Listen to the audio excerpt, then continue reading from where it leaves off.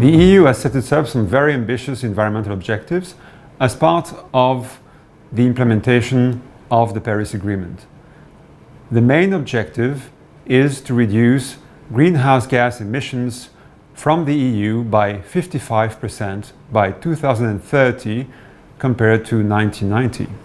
And the ultimate goal, of course, is to attain net zero emissions by 2050. In order to achieve this, a lot will need to be invested. Some of that money will come from private investors, of course.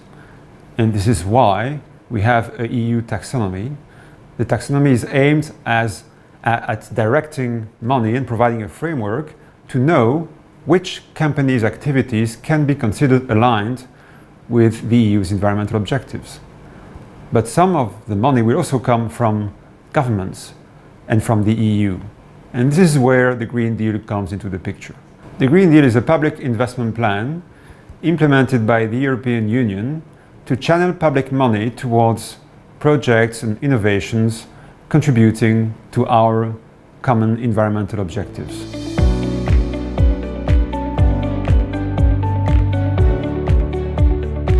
So let me first explain where the money will come from. It will mainly come from two sources. The first one will be the European Union budget for roughly half of the money. And the second source will be a new program called Next Generation EU. The centerpiece of this program is a so-called Resilience and Recovery Facility. And this facility, it's not designed to provide emergency money.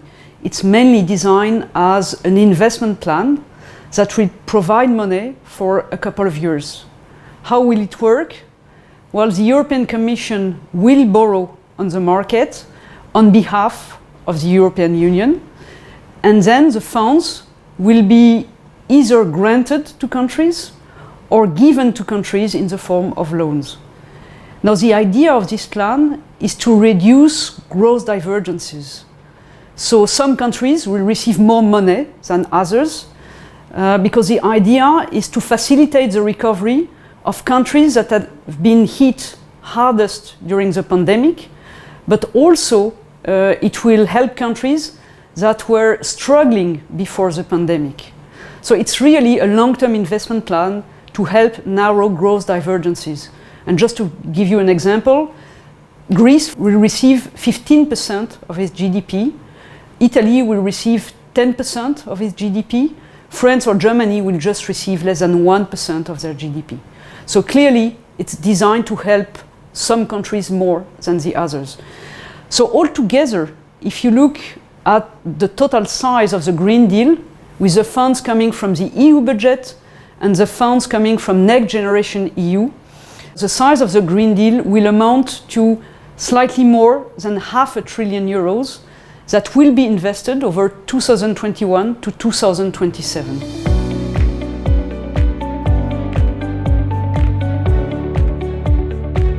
Florence just told you that the EU would spend, roughly speaking, €500 billion over a 6 years period. Is that enough? And how do you assess how much is enough? Let's make a quick calculation to get an idea of orders of magnitude here.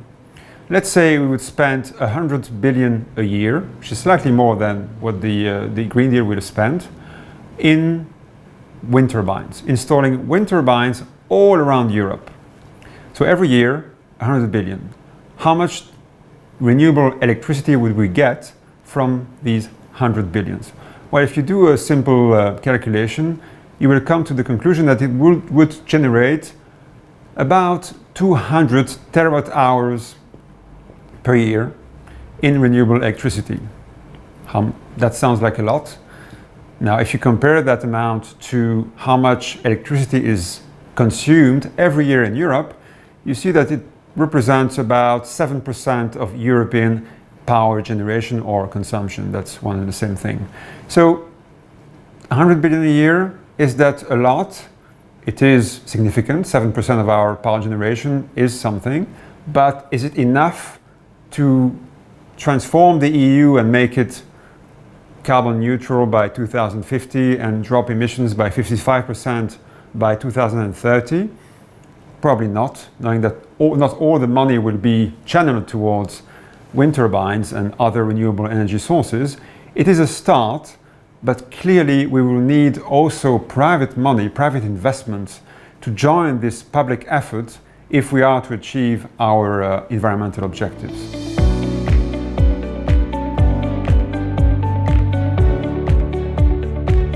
This is a tricky question because what matters for the economy is new money invested. And as I've said, part of the funds will come from Next Generation EU, but part of it will come from the EU budget. The part that will come from the EU budget is just reallocation of funds. So it's not new money. So the part that is really new money is the part coming from Next Generation EU. And only part of it is devoted to the Green Deal. So the impulse to the economy is the total size of Next Generation EU. And estimates of the impact on the economy ranges from an additional 0.4% to 0.8% GDP growth at the EU level. Now, some countries will benefit much more than the others because they will receive more funds. But what is tricky is really to know how much the country will effectively spend of the total amount of money they will receive.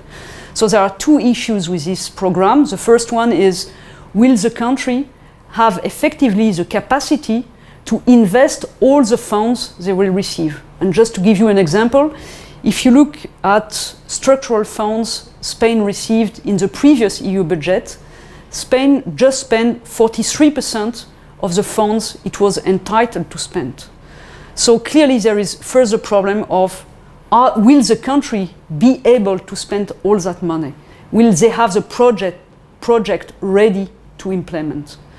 Now the second issue is about governance, and here also it's important how to prevent that the fund will be misused. What is the process in order to avoid corruption and misallocation of the funds? Now there is a process and there is a control done by the European Commission, so the process is quite clear. Countries have to submit their recovery and resilience program to the European Commission. The EU will assess the program and then the European Council will approve the plan.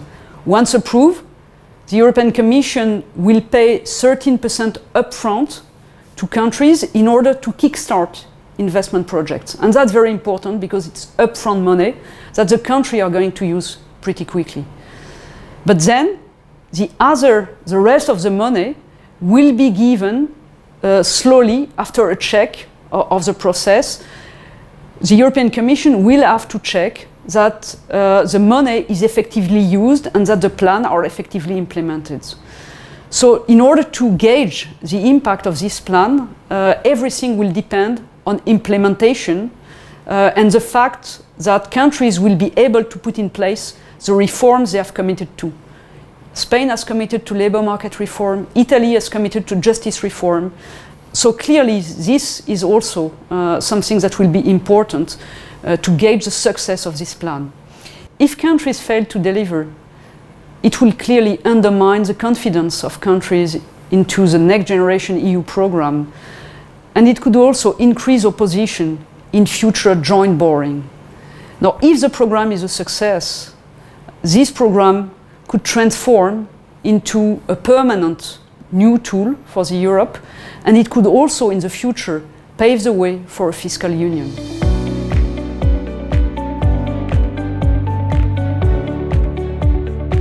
As we just saw, this plan is ambitious. It will clearly help the EU on its path to become carbon neutral by 2050, but it will not be enough. Private capital will be needed for achieving that objective, and it will require careful political management in order to be effectively and successfully implemented.